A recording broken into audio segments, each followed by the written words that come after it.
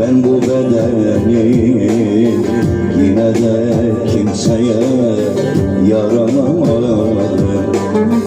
Kul ettim ellere ben bu bedeni, yine de kimseye yaranamadım.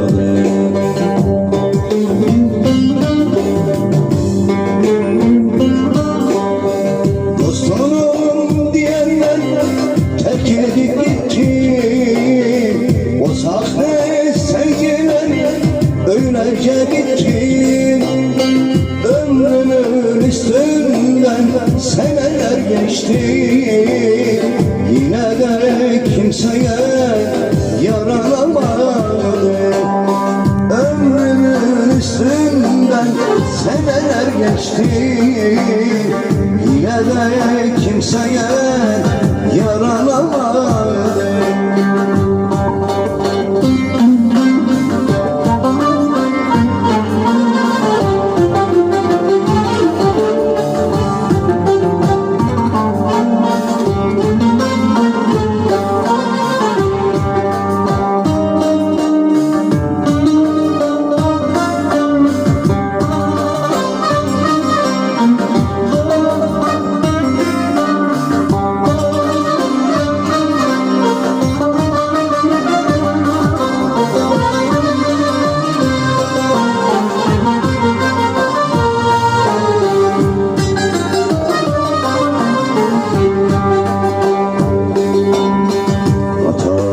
Düşmüşüm bunca sevmekle, aramı açtılar beni yemekle.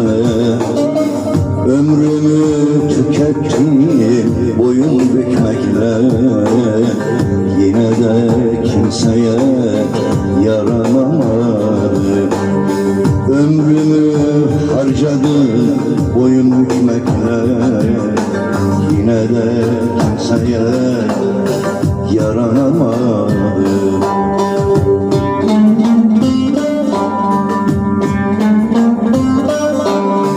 Dostum diyenler terk edip gitti, o sahte sevgiler öylece bitti.